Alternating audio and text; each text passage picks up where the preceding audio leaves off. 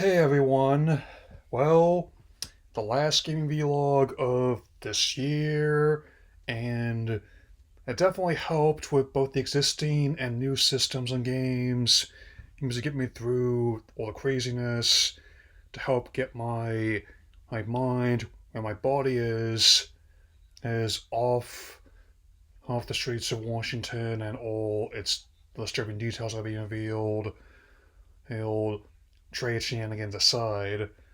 Right, and on top of either one I'm playing, of course, I will definitely air some grievances with the business side of the business.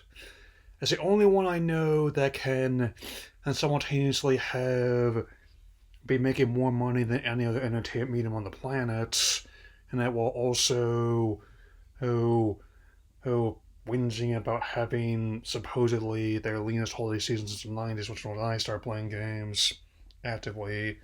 So, let's begin. So, let's start with what's a pretty big one's been having over the last month or so. I mean, a lot of us were expecting that Black Ops 7 would not be the best received installments based on all the controversies they've had regarding the story and its usage of AI assets, but no one expected it would be this bad. That it would be a new low for the entire franchise. I have been learning over the last 5 years that no brand is bulletproof. And apparently not even in the almighty COD is, where it wasn't just like a year-to-year decline I'm from the previous installment, but it ended up having like the lowest sales in the entire franchise in nearly 10 years. I mean, even Infinite Warfare here, which has similar issues of breaking one's sense of belief, where you had all these more other science fiction elements in what's usually like a grounded paramilitary shooter with some action movie flair added. And I mean, you may not be actually able to set someone on fire with a lit cigar after covering them in fuel, but it still looks cool, I'm not gonna lie there. I mean, and after that, whereas Activision usually boasts about how big something does, they seem to acknowledge that it did not meet their expectations. They said that they're gonna stop alternating between Modern Warfare and Black Ops installments, but I think you need to go one step further and just stop doing the yearly releases. It's clearly not working anymore. I mean, Battlefield stopped doing that a while and seems to be doing a lot better. There are times they've had tug of war, like some years Call does better, other times does Battlefield does, but this is really a big whiff here. Guys, as part of the aforementioned supposed lowest Black Friday they've had since the 1990s, is while there were still admitted high points. I mean, I finally got that PS5 in after. I'll be talking about that one in a little bit. It's and I won't know for sure how to feel about everyone until I see official hard numbers come in, and like the cog I just mentioned, they measured the numbers in tens of thousands, so you multiply that at it's basically millions. But in yet another case of Microsoft's off's very bad year, it did not even crack the top three best-selling systems compared to the PS5 at Sony or the Nintendo Switch family. A If what they're saying about that SKU being retired is for now, I still intend to make that plan for getting my Switch 2 in early 2026 next. But what beat Microsoft's system was even more surprising: the little-known Next Playground, which is was kind of like a more simple, family-oriented console. I mean, and while I'm on that subject, they also mentioned that they have trying to do a subscription business model like unlike the Wii, which not every casual bought additional titles, what I would say, well, yes and no. Oh, because I'll admit there was quite a few little bits of shovelware for the original Wii, including infamous ones like Chicken Shoot and the DDI library. I would say that things like Mario Galaxy, Zelda Twilight Princess, and Smash Bros. Brawl, and many others are likely to have a lot more longevity than whatever games are on the little system there. I mean, especially as the whole ownership versus access debate is ongoing. I can definitely say that much to be certain. And so there's that. I'll talk about what I'm currently playing. A couple quick ones, like how like Sonic Rumble finally he opened up to everyone, and it's a bit of a mess of both glitches and over monetization. I am glad I got like the movie 3 skins I wanted already. I may jump back in for this Godzilla collab they're doing for Goji's anniversary. He, and also with the Game Awards, how he's made reveals, I do actual awards. I want again and want to congratulate all the winners and nominees, especially the Game of the Year Clay Obscure, Expedition 33. I definitely intend to pick that up as soon as I can. And for a lot of projects I'm working on. I mean, I had to say my favorite reveals were her included, like finally getting details on the new Tomb Raider games, both a remake of the original game and continuation of the continuity of Legend, Anniversary, and Underworld in Catalysts. More details on Double on First Light. Sega's new Total Warhammer Hammer 40k. There's no problem that cannot be solved with more DACA.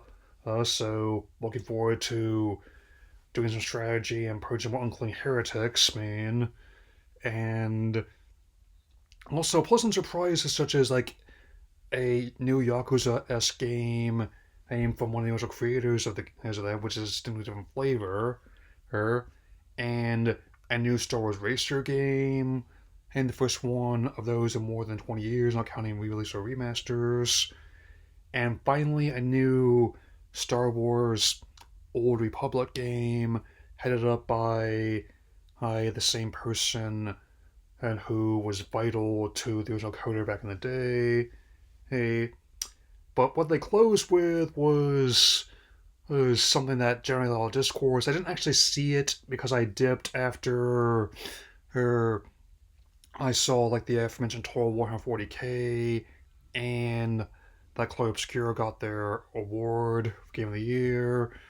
Known as High Guard, I mean, it just did not stand out to me, and people like consider it might be a repeat of Concord, which I think it definitely has a similar issue where usually the whole idea of a hero shooter that has a distinct personality, whether it's an individual character or entire game, but this had no personality to it, man. Really, I mean, no real interesting designs and no mechanic that would get people to choose over what they already had. I mean, I'm reserving judgments until it actually comes out, but I've had to say right now, people who are playing Overwatch are going to keep playing Overwatch. Just people know similarities between the title convention even. People who are playing Destiny 2 are going to keep playing Destiny 2. People who are playing Valorant are going to keep playing Valorant. Apex Legends, and now most recently Marvel Rivals. I mean, not just because of the branding, but also because it does a lot of interesting things with gameplay. Though I do admit, someone did get the new Venom skin and how that new symbiote looks very bowling. So, let's get into what I'm currently playing, starting with what I'm enjoying and plan to play on my new PS5. Okay, well, I don't know about Astro being the Mario or the PS5. I can definitely say that with both the Astro's Playroom pre-installed, and also the highly successful Astrobot. It's it definitely I can say it is very much like their Crash or Spyro of this console. Heck, I even saw like the Rabot from Jumping Flash in the background of Playroom, and it is very much a celebration of the of the console's vast legacy of 30 years of play, and close to every single character that's been affiliated with a company in some way, be it first or third party. He especially like the idea of finding artifacts, hacks, and the idea that your shuttlecraft is the dual sense and that can be custom painted. I mean, I would say that my efforts to replace disturbing images and headlines with robots of like PlayStation characters has been largely successful. I mean, and I also have other things I'm planning on trying in the near future. I definitely am getting upgrades installed for titles that are complementary. I mean, Sonic Frontiers being a big one, hun, and also I definitely also had a bit of a try. I to pair with my nice sesame shrimp and beef Task Force X goes to Panda Express, also more commonly known as Suicide Squad Kill the Justice League, and I think I'll have to actually clear all of it to be sure whether or not I actually want to talk about it further. Very least, the squad's distinct personalities, with Harley being both certifiably insane, also having a degree in a PhD in psychology as well. Oh, Captain Boomerang being very profane, and very much hitting the bottle like any Aussie would expect. I mean, King Shark is basically our Groot. A Groot who's eight people, and our Deadshot is like, trying to be the adult in the room, and everyone else acting like also teenagers, with often mixed results. Likewise, even though I would still like to see us with Metropolis Sandbox in a proper Superman game, especially with James and Peter, who's supposed to be interested in integrating games into DCU plan, and they're the corrupted version of the League, more or less what I expected it would be. I mean, Batman more or less abandons no killing rule. Well, Superman and Green Lantern have got despots who got like powers. Whereas Wonder Woman's full Knight Templar, and the Flash is honestly not that different, especially with those those clips comparing this variant to Miller, especially, and also whoever is gonna be officially partnering Warner's is gonna be taking advantage of their video game IP. So off the top of my head, their usage of DC, Mortal Kombat, and Lego has a lot of potential. Again, to a very different, much more family-friendly game, Lego Horizon Adventures, which was an interesting choice. It's not a bad game, I'll admit. I mean, I'm not sure I'd go so far to compare it to Concord either, given how there's at least more coherent design, line, line with everybody like Lego minifigs, and even though there's only one set available when the game shipped initially, they have put out more, I believe.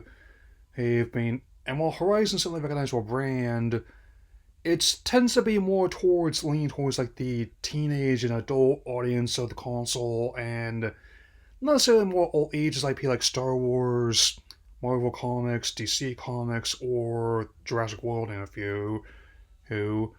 But I wouldn't have any objections having a kid play it at all. I mean, if I wanted to introduce them to their world, man. And of course, given how my head is wired, you can definitely a climb a mountain of vast secrets if you do it brick by brick. I have also started RoboCop Rogue City. As a big fan of the movies, I am very glad to finally get a chance at this one, given how naturally the concept lends up well to video games, given how there've been a lot put out to varying quality over the years. Some of them, like the RoboCop vs. Terminator, either on Genesis and Super Nintendo, have been pretty solid. Others, like the previous RoboCop FPS in the 2000s, not so much. Thankfully, this one is very much a game made for and by fans of the franchise, actually set within the continuity of the movies, and even remixing a lot of elements from there. I mean, especially how it approaches as things like Nuke, the how they focus on Murphy, he treading the line between a human officer, her down the line of duty, and the ultimate machine future law enforcement. And again, I really like how they actually took the character design on the stages around the character. I mean, make a basically like a big moving humanized tank where it's distinctly different from controlling other FPS characters, but in a good way. Whether it's the iconic Auto 9 or the weapons you pick up from the Torchhead's gang, including the leader Soot, whose haircut kind of is like a reverse mohawk, where he leaves the sides spiked up but shaves down the middle, kind of like Heihachi and Tekken. Looking at that soon as well. And it's definitely a one to recommend if you're into the franchise and more old fashioned style FPS gameplay. This game's for you. Like, say, I'd buy that hat for $1. Or I also intend to like to get the unfinished business expansion and once I clear the main quest as well. I mean, especially as someone who's part of the cult following of the third film, which may not be the best one ever, but it does also have as good territory. Especially like how they even found a way to have like prototypes of Ultimo, a little corporate samurai, I be involved in there, which makes sense for Kanemitsu. They probably would have done tests as before, or sending that one to mass production. Alright, onto the Switch family. I have still been logging quite a bit of time into Legend of ZA, especially with the Mega Dimension expansion. Now, I've been, even with the sheer volume of stuff in there, I'm still ranking up in the latest season of the the online royale. Hell, I mean, I don't always try to win. I just try to rank up enough to get the Mega Stone, which works pretty well. They're still balancing, thankfully. So I just don't want to drop the ban hammer on the legendaries because of how many people are getting wrecked. I also, but like a great many things about it, but the all the chaos is very unhinged, and I love it. As with like all the non-player character dialogue, I mean, I personally won't have much to add to the conversation until after I do my full review of the base game and also review the expansion, both the DLC. As they say, to hey alongside the very adorable Onsha, gotta make the donuts and all.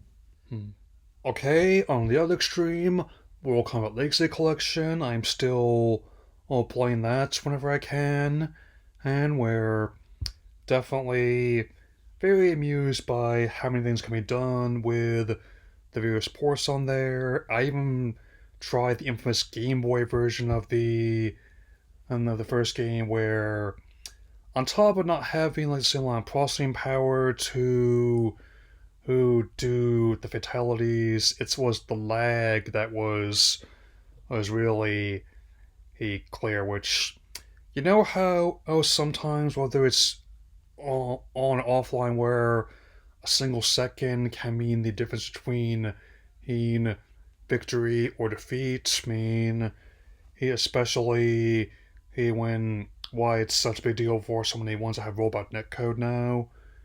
Yeah, this one can have multiple seconds of lag. I mean, where on that Game Boy version, like the Game Gear version is a bit more stable, which makes sense. I mean, I'm only now realizing just how much raw power was in that one for the time. I had a feeling when I actually went back and started playing something on a Master System that has similar chipset, and it turns out I was right. I mean, hey, I mean, talk about more over time, so I definitely have much planned for more milestones next year. I'm also looking forward to the prospect of playing both Super Mario Galaxy duology, and Metroid Prime 4 Beyond. So I'm pretty good at dodging spoilers. So, but personally, I'm not going to be as bothered by the companions some people have been. I mean, it doesn't look terribly different from what I saw in the last Prime game.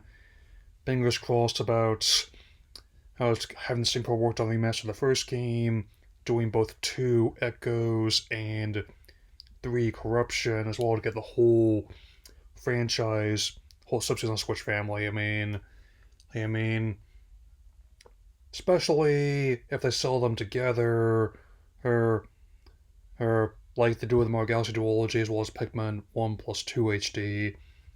He and also dip back into who episode 99 for the winter events. Hence, so no worries there. I had a bit of the new Clutton platformers that was new to N64 Classics Online, where which actually share a lot of DNA.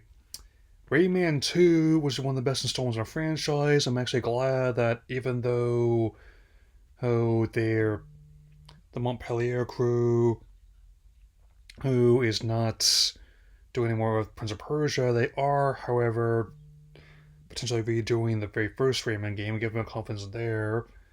But also Tonic Trouble, where Ed, the protagonist of that game, is another character with no arms or legs, but still has hands, feet, a torso, and a head. And there's that other one is not as universally loved. I mean, especially just combing through who opinions online at the time, it's very different. Like how some camps utterly abhor the game, and others are tend to enjoy it a bit.